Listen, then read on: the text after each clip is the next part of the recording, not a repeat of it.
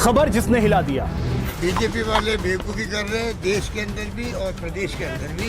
कांग्रेस के पास नौटंकी, पाखंड और मौन के अलावा कुछ नहीं है।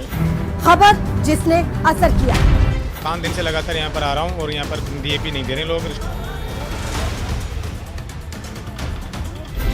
खबर तेरी मेरी, इसकी उसकी नहीं।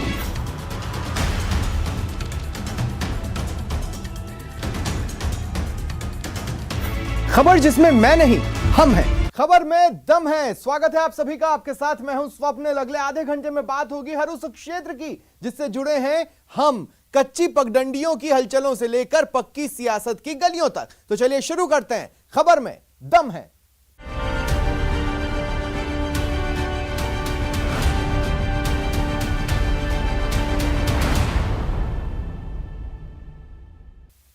सबसे पहले बात उस मुद्दे की जो सबसे ज्यादा दम रखता है। देश भर में खाद की किल्लत है। किसान परेशान हैं, खेत छोड़ लाइनों में लगे हैं इस उम्मीद में कि नंबर आए और डीएपी मिल जाए। खेतों की नमी खत्म हो रही है और डीएपी का इंतजार खत्म होने का नाम नहीं ले रहा। पहले बारिश ने उम्मीदों पर पानी फेरा, फिर गिरदावरी के इंतजार में उम्मीदों पर पानी फिर गया। उम्मीदें टूटी तो अन्नदाता कर्ज के दलदल में धंसता चला गया। पेशानियों पर परेशानियां साफ दिख रही थी। अब एक बार फिर बारी रबी के सीजन में उम्मीदों पर पानी के फिरने की है।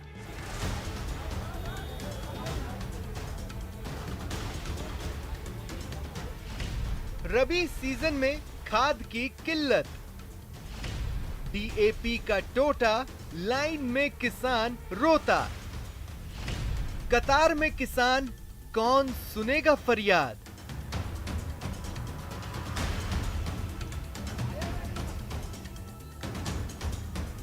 उम्मीदों का खेत फिर से तैयार है आमदनी की आस में, ताकि खरीफ की बर्बादी का नुकसान रबी की फसल से पूरा किया जा सके। लेकिन लगता है एक बार फिर उम्मीदों पर पानी फिरना तय है और वजह है खाद की किल्लत। रबी की फसल की बुआई का समय है, लेकिन किसान खेत छोड़कर खाद की दुकान के आगे कतारों में लगा है। घंटों कतार में लगने के बाद भी इस बात की गारंटी नहीं कि डीएपी उन्हें मिल ही जाएगी। आरोप है खाद की किल्लत का, वजह है ब्लैक मार्केटिंग, डीएपी का अवैध भंडारण। 5 दिन से लगातार यहाँ पर आ रहा हूँ और यहाँ पर डीएपी नहीं दे रहे लोग। स्टॉक भी 600 का बता रहे हैं मामूड़ी जी, और लोगों को पागल बना रहे हैं। नंबर पे लगा के दूसरे नंबर ले लेते हैं और ऐसे नहीं दे रहे हैं। भीड़ लगा ले सर, दे रिया कौन आधार कार्ड जमा करा ले सर, नंबर ले रिया कौन, दूसरा का नंबर ले दे रिया बुआई को टाइम चल रहा है, खेत सूख रिया से। भाई साहब कम से कम 10 दिन हो गए समस्या को। अरे यार आधार कार्ड से एक दे दिया। जब अब जी का 15 बीघा जमीन से वो खांसू ले रहा हो 15 आधार कार्ड। इधर खाद की किल्लत है और लंबी लंबी कतारें हैं, और उधर रबी की फसल की बुआई का समय बीता जा रहा है। किसानों को डर सता रहा है कि अगर 10 दिन की भी देरी हुई तो इन खेतों से नमी चली जाएगी, और अगर खेतों से नमी चली जाएगी तो फिर रबी की फसल की बुआई के लिए, खास तौर पर जो सरसों की फसल की बुआई के लिए फिर से सिंचाई करनी होगी। बात सिर्फ खाद की किल्लत की ही नहीं, बिजली की कमी से भी किसान परेशान हैं।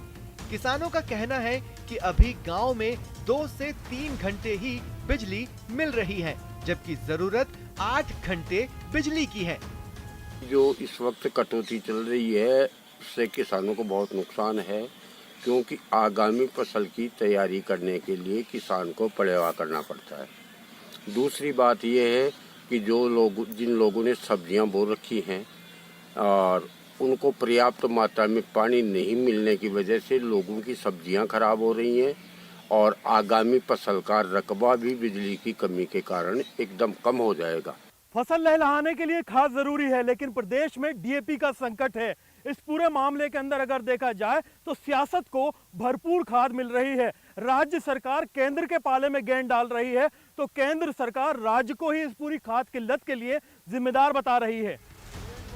खाद की किल्लत की खबरें आई तो खुद मुख्यमंत्री अशोक गहलोत एक्टिव हुए, ट्वीट किया और लिखा, देश भर में डीएपी खाद की कमी है। इंटरनेशनल बाजार में कीमतों में वृद्धि के कारण उर्वरक कंपनियों द्वारा पर्याप्त मात्रा में डीएपी का आयात नहीं किया जा रहा है। इससे सरसों और अन्य फसलों की बुआई पर असर पड़ रहा है। सियासत को खाद पानी मिला तो फिर आरोप प्रत्यारोप का दौर और आगे बढ़ गया। भाई भारत सरकार ने अभी परसों हमारे जो प्रिंसिपल सेक्रेटरी थे उनको फिर आश्वस्त किया है कि हम 10-15 दिन में जो हमारा इंपोर्ट हमने किया है वो खाद पहुंच जाएगा और उसकी पूर्ति कर देंगे। अल्टरनेट यही है कि देखो किसानों में सुपर फास्फेट हमारे पास है उपलब्ध। जैसा रसायन जो डाला जाता है उसमें वैज्ञानिकों द्वारा ये कहा गया है कि 3 कट्टे सुपर फास्फेट के 1 कट्टा यूरिया का ये मिला के वो डीएपी की मांग को पूरी करता है। डिमांड और सप्लाई में बहुत बड़ा अंतर आ गया बरसात होने से। और अभी मुख्यमंत्री जी ने भारत सरकार से जब बात की उनके रसायन और मंत्री जी से, उन्होंने ये कहा है कि पूरे देश में डीएपी का संकट है, क्योंकि चीन ने डीएपी सप्लाई इस साल इंडिया को बंद कर दिया। वो भारत सरकार के लेवल का है। हमने भारत सरकार से डिमांड की है कि वो डीएपी राजस्थान को दे। उन्होंने ये जब ये बात कही तो निश्चित रूप से गंभीर मामला है। प्रधानमंत्री जी की इस बात का फैसला करेंगे कि देश के किसानों को डीएपी पर्याप्त मात्रा में मिले। कांग्रेस ने हमला बोला तो बीजेपी ने भी पलटवार करने में देर नहीं लगाई। डीएपी खाद की इस वक्त भारी किल्लत हमें देखने को मिल रही है। क्या यह अचानक आई हुई आपदा है जिसका कोई निपटारा नहीं हो सकता है? हर वर्ष की तरह इस बार भी डीएपी खाद की आवश्यकता थी और जिसे सरकार को उसकी आपूर्ति को सुनिश्चित करना चाहिए था, लेकिन सरकार ने ऐसा नहीं किया। सरकार के लिए किसानों की जरूरत और मांग से ज्यादा यूपी तक जाकर राजनीति करना उनके लिए आवश्यक था। सियासत अपनी जगह है और सॉल्यूशन अपनी जगह। स्थितियां अगर जल्दी नहीं सुधरती हैं तो आम आदमी की जेब पर इसका सीधा असर पड़ना तय है। फसल पर असर मतलब महंगाई का बढ़ना। गहलोत सरकार इन हालात को बखूबी समझती है, तभी तो सीएम गहलोत खुद हालात की लगातार समीक्षा कर रहे हैं और डीएपी से लेकर के कोयले की आपूर्ति के लिए केंद्र पर दबाव बना रहे हैं ताकि अन्नदाता की परेशानियां कम हो सकें। कैमरा पर्सन यासीन के साथ में अरबाज अहमद, न्यूज़ 18 के लिए जयपुर से। इधर सियासत डीएपी पर वार पलटवार कर रही है, पर वोटों के लिए जिस मुद्दे में उसने दम खोजा वो है लखीमपुर बनाम हनुमानगढ़। विरोधी को पीछे ढकेलने और खुद को आगे बढ़ने के लिए चालू है सियासी सांप सीढ़ी का खेल। ये खबर उन दो खबरों पर चल रहे सियासी खेल की है जो होलनाक थी, खौफनाक थी। पहले सामने आई थी यूपी में और दूसरी सामने आई कुछ दिन बाद मरुधरा में। देखते ही देखते सियासी खेल सांप सीढ़ी के खेल में बदल गया। कोशिश शुरू हो गई कि सांप विरोधी को डस ले और विरोधी पीछे चला जाए, जबकि खुद को मिल जाए सीढ़ी आगे बढ़ने की। देश में कहीं भी हत्या हो, आईपीसी के हिसाब से सजा तय है। वो तो सियासत है जिसमें कुछ तय नहीं होता, तय किया जाता है। किसे इंसाफ दिलाने के लिए तंबू गाड़ बैठ जाना है और किसकी बारी आने पर जीभ में गांठ लगा लेनी है। लखीमपुर की झकझोर देने वाली घटना के बाद हनुमानगढ़ में भी घर का चिराग बुझा दिया गया और सियासत की दिवाली हो गई। न्यूज़ 18 राजस्थान ने हनुमानगढ़ की घटना का वीडियो ब्लर और ऑडियो म्यूट करके आपको दिखाया। वीडियो डरावना था, उससे आती दलित युवक की चीखें डरावनी थी। ब्लर और म्यूट होने के बावजूद स्क्रीन को चीरती हुई सियासत के अंगने में जा पहुंची और इसी के साथ सांप सीढ़ी के खेल में दलों का रोल रिवर्स हो गया। जिसे सांप ने डसा था उसे सीढ़ी मिली और जो सीढ़ी पर आगे बढ़ा था वो सांप से डसे जाने के मुहाने पर था।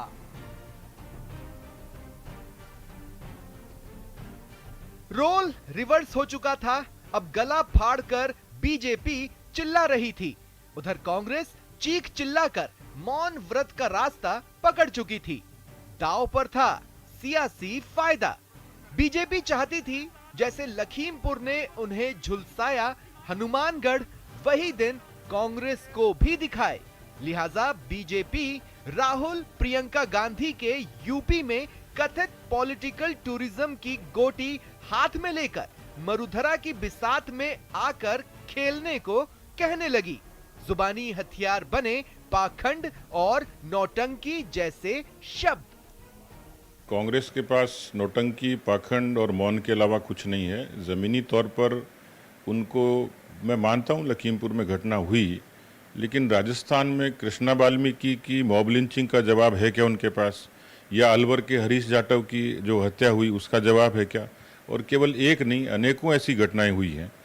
तो मुझे लगता है कि उनको अपने गिरेबान में झांकना चाहिए बीजेपी पर आरोप लगाने से पहले। विपक्ष का कहीं जाना अगर राजनीतिक पर्यटन है तो बीजेपी ने भी हनुमानगढ़ में 3 टिकट कटाए और एक प्रतिनिधिमंडल को वहां फैक्ट फाइंडिंग के लिए भेज दिया।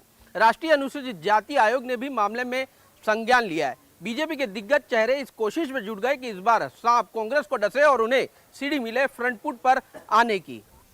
सांप सीढ़ी का खेल कांग्रेस भी जानती है। यही कारण रहा कि उपचुनावों के प्रचार में लखीमपुर की गूंज बरकरार रखी गई। और रही बात हनुमानगढ़ की, तो मामले में हुई कार्रवाई को मोहरा बनाकर बीजेपी की सारी कवायद को बेवकूफी या मूर्खता का तमगा दे दिया गया और न्योता दिया बीजेपी को दिग्गज चेहरे भेजने का, इस आश्वासन के साथ कि यहां हम आपको नहीं रोकेंगे। ये बेवकूफ लोग बीजेपी वाले बेवकूफी कर रहे हैं, बीजेपी वाले बेवकूफी कर रहे हैं, देश के अंदर भी और प्रदेश के अंदर भी बिना मतलब कंपेयर करते हैं। आप राजनाथ सिंह जी को कहो, आप अमित शाह जी को कहो, वो आके देखें यहाँ पर, वो गृह मंत्री हैं। जो आदमी मारा गया उनके घर पे कोई नहीं गया, जाके जब बैठते जाके मालूम पड़ता उनको। खाली यहाँ बैठे बैठे अखबारी करते रहते हैं और सोशल मीडिया में कमेंट करते रहते हैं। आज 3 विधायकों को भेजा है बीजेपी ने पीले पंगा, मदन दिलावर। ये तो मूर्खता है। जब मरा कोई व्यक्ति उसी दिन भेज देते, हकीकत मालूम पड़ जाती तो डेलीगेशन भेजने की जरूरत नहीं पड़ती। 2 अलग घटनाएं, सियासत वही पुरानी, खेल और पुराना सांप सीढ़ी का। तैयार रहिए, चुनावी फिजा आगे भी इस खेल से गरमाएगी। दोनों ही दल रोज या तो प्रदर्शन कर रहे हैं या फिर आग उगलते बयानों से खेल में पासे फेंक रहे हैं। अब उपचुनावों के नतीजे ही बताएंगे कि खेल में सांप ने किसे डसा और सीढ़ी किसे मिली, कौन रहा खेल का बाजीगर। अजब चश्मा है जो सियासत के खिलाड़ी लगाते हैं। सब कुछ अपने हिसाब से दिखता है, अपराध अपने यहाँ कम और दूसरे के यहाँ ज्यादा नजर आता है। ये सियासी चश्मा गिरेबान में झांकने नहीं देता और जनता को इस सच का कड़वा घूंट पीकर रह जाना पड़ता है कि सियासी सांप सीढ़ी के खेल में हमारी जान की कीमत समय और जगह के हिसाब से तय हो रही है। कैमरा पर्सन मान सिंह के साथ सौरभ गृहस्थी, न्यूज 18 राजस्थान, जयपुर। मरुधरा में किसकी बातों में जनता को दम दिखा वो पता चलेगा उपचुनाव के नतीजों से। 2 के दंगल में सियासत अपना मंगल ढूंढ रही है। आखिर इनमें 2023 और तब तक बार बार उछाले जाने वाले मुद्दों का ट्रेलर जो छिपा हुआ है।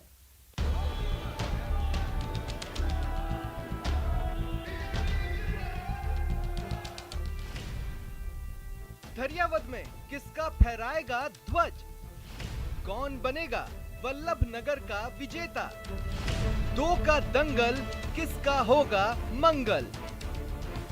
मैदान सज गया है, लड़ाके भी तैयार हैं। उपचुनाव की रणभूमि है पर साख पर प्रतिष्ठा है। जोर बीजेपी भी लगा रही है और कांग्रेस भी जीत के प्रति आश्वस्त है। सबसे पहले जरा देखिए वल्लभ नगर की सीट का सियासी गणित। 1 सीट, 9 खिलाड़ी और महामुकाबला 4 के बीच। किसी को सहानुभूति पर भरोसा है तो कोई ये मानकर चल रहा है कि उसने जनता की सेवा की है इसलिए जीत का मेवा तो उसे मिलेगा ही। मगर मैदान में एक खिलाड़ी ऐसा भी है जो सबका खेल बिगाड़ने आया है। इस खिलाड़ी को टिकट की उम्मीद थी, लेकिन जब पार्टी ने उन्हें टिकट नहीं दिया तो उसने रातों रात पाला बदल लिया और वल्लभ नगर के मुकाबले को चतुष्कोणीय बना दिया। वल्लभ नगर में मुकाबला चतुष्कोणीय है। कांग्रेस ने दिवंगत विधायक की पत्नी प्रीति शक्तावत को उम्मीदवार बनाया है तो बीजेपी की ओर से हिम्मत सिंह झाला मैदान में है। वहीं जनता सेना से रणधीर सिंह भिंडर भी चुनाव लड़ रहे हैं तो आरएलपी से उदय लाल डांगी उम्मीदवार हैं। अब जरा ये समझिए कि आखिर वल्लभ नगर में किस प्रत्याशी में कितना दम है।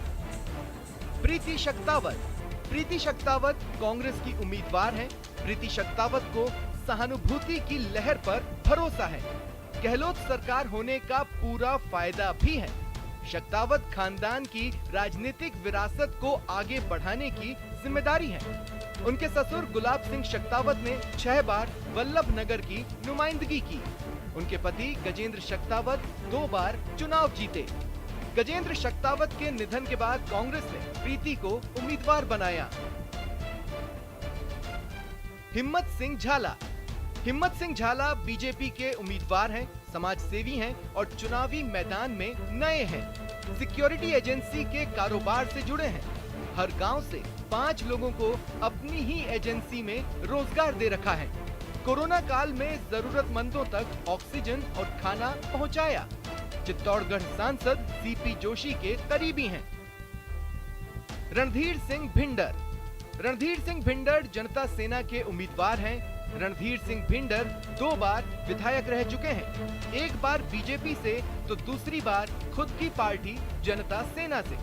भिंडर का गुलाबचंद कटारिया से 36 का आंकड़ा है तो वसुंधरा राजे से नजदीकियां। उदयलाल डांगी आरएलपी के टिकट पर चुनाव लड़ रहे हैं। 2018 में बीजेपी के टिकट पर उदयलाल डांगी ने चुनाव लड़ा था। उदयलाल डांगी को गुलाबचंद कटारिया का करीबी कहा जाता है। चुनाव की तैयारियों में जुटे थे, टिकट कटा तो आरएलपी में शामिल हो गए। वल्लभनगर में मुकाबला कांटे का है तो धरियावत का रण भी कम दिलचस्प नहीं है। मुकाबले में होने को तो 7 उम्मीदवार हैं, मगर सीधा मुकाबला बीजेपी और कांग्रेस के बीच में है। बीजेपी ने ऐसे उम्मीदवार को मैदान में उतारा है जो जरूरत से ज्यादा लो प्रोफाइल है और यही पार्टी के लिए चिंता का सबब बना हुआ है। वहीं कांग्रेस ने भी गलती कम नहीं करी है, उसने ऐसे उम्मीदवार को टिकट दिया जो 2 चुनाव पहले ही हार चुका है और कांग्रेस के भीतर भी घमासान मचा हुआ है। धरियावत में मुकाबला तो कांग्रेस और बीजेपी के ही बीच है। कांग्रेस के टिकट पर नगराज मीणा चुनावी मैदान में है तो बीजेपी की ओर से खेत सिंह मीणा ताल ठोक रहे हैं। 20 तारीख के बाद आप सबका आशीर्वाद है, अगर मैं जीत करके जाता हूँ, यहाँ की जो भी छोटी मोटी समस्या है माननीय मुख्यमंत्री का सामने रखूंगा और उसका पूरा कराने का निवेदन करूंगा। मैंने 35 साल तक जनता की ईमानदारी से मेरे पंचायत लेवल की व्यवस्था की है। मैं सरपंच संघ का अध्यक्ष रहा हूँ। दरियावत की पूरी तहसील की है जो पब्लिक की सेवा की है। लोगों का पूरा भरोसा है मेरे ऊपर और सीट निकाल के बताएंगे। सूबे में कांग्रेस की सरकार होने का फायदा नगराज मीणा के पक्ष में है, मगर लगातार 2 बार चुनाव हारने के बावजूद टिकट देने से कांग्रेस के कार्यकर्ता अंदर खाने पार्टी से नाराज बताए जा रहे हैं। हालांकि मुख्यमंत्री के सामने पार्टी ने सबको एक मंच पर लाकर एकता का प्रदर्शन किया। सरकार ने धरियावत को 300 करोड़ की योजनाओं की सौगात दी है, इसलिए नामांकन रैली में कांग्रेस ने अच्छी खासी भीड़ जुटाकर कांग्रेस ने अपना मनोबल बढ़ाने की कोशिश की है। बीजेपी लगातार यहां 2 चुनाव जीती है, इसलिए उसके हौसले बुलंद हैं। दावे अपनी जगह है और हकीकत अपनी जगह। यह तो वक्त ही तय करेगा कि धरियावत का ध्वजवाहक कौन होगा और वल्लभनगर का विजेता कौन। फिलहाल दोनों ही पार्टियां वल्लभनगर और धरियावत फतह करने के लिए पूरी ताकत लगा रही है और इस चुनाव को 2023 का ट्रेलर माना जा रहा है। कैमरा पर्सन मान सिंह के साथ बाबूलाल धायल, न्यूज़ 18 जयपुर। इधर कांग्रेस गुजरात में भी दम दिखाने की तैयारी में है। दम दिखाने के लिए चुनावी रणनीति का प्रभार जिसे सौंपा है वो है प्रदेश कांग्रेस का एक दमदार चेहरा डॉक्टर रघु शर्मा। हालांकि रघु शर्मा की राह में सबसे बड़ी चुनौती होगी मोदी शाह की दमदार जोड़ी।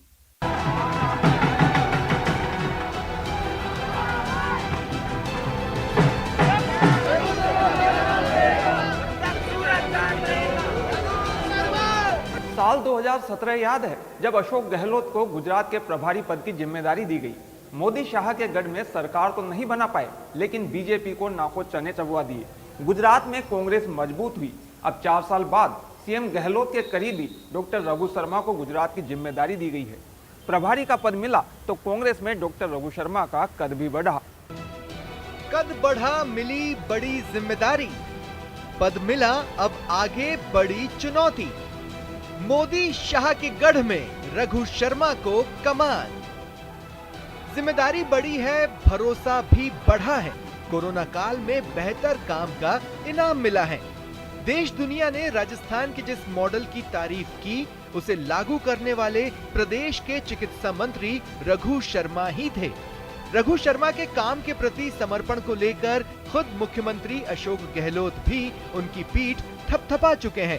तभी तो आला कमान का भरोसा भी रघु शर्मा को लेकर बढ़ा और अब कद। रघु शर्मा को कांग्रेस संगठन में मिली नई जिम्मेदारी। कांग्रेस ने रघु शर्मा को बनाया गुजरात प्रभारी, दमन दीव और दादर नगर हवेली का भी प्रभार। कई बड़े नाम दरकिनार कर रघु शर्मा के हाथ कमान। राजनीतिक हलकों में बढ़ा रघु शर्मा का कद। गुजरात में अगले साल होने हैं विधानसभा चुनाव।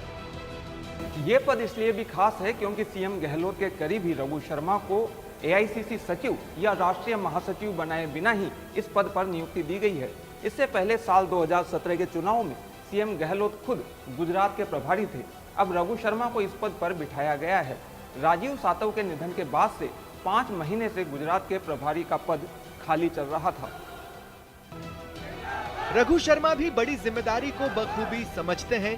रघु शर्मा का कहना है कि वो पार्टी आला कमान के भरोसे पर खरा उतरने की भरपूर कोशिश करेंगे। कांग्रेस अध्यक्ष सोनिया गांधी जी ने, हमारे पूर्व अध्यक्ष आदरणीय राहुल गांधी जी ने और प्रियंका जी ने बहुत बड़ी जिम्मेदारी दी है। गुजरात जैसे प्रदेश में जहाँ 25 साल से कांग्रेस पार्टी सत्ता से बाहर है, वहाँ पे कैसे कांग्रेस को एकजुट करें, मजबूत करें, संगठन का ढांचा बने और जो मुद्दे हैं वहाँ 25 साल में जो भारतीय जनता पार्टी की विफलताएं हैं, उन विफलताओं के खिलाफ पूरी कांग्रेस एकजुट होकर सड़कों पर उतरे, ये चुनौती हमारे सामने है। दरअसल कांग्रेस पार्टी में कई बड़े नाम इस पद के लिए चर्चा में थे, लेकिन पार्टी आला कमान की तलाश रघु शर्मा पर जाकर खत्म हुई। रघु शर्मा 2 बार विधायक के साथ ही 1 बार सांसद रह चुके हैं। अभी राजस्थान सरकार में कैबिनेट मंत्री हैं। इससे पहले रघु शर्मा चीफ व्हिप रह चुके हैं। संगठन में काम करने का रघु शर्मा का लंबा अनुभव है और वो संगठन में कई महत्वपूर्ण पदों पर रहे हैं। इसी के चलते रघु शर्मा को अहम जिम्मेदारी सौंपी गई है। गुजरात का प्रभार मिलने के बाद रघु शर्मा गुजरात के 3 दिनों का दौरा भी कर चुके हैं और अभी से ताल ठोक रहे हैं। कह रहे हैं गुजरात में बीजेपी कमजोर हो रही है और इस बार जनता की उम्मीद कांग्रेस से है। तो वहाँ माहौल है, वहाँ कांग्रेस मौजूद है। सवाल ये है कि उसको शेप अप करना है, पार्टी को किसको क्या जिम्मेदारी देनी है। जहाँ संगठन नहीं है वहाँ संगठन बनाना है। और आम आदमी आज निराश हो चुका है भारतीय जनता पार्टी से। लंबा समय हो गया, 25 साल से, आज भी वहाँ बेरोजगारी है। एक बिल्ली के बच्चे का अपनी मां के साथ खेल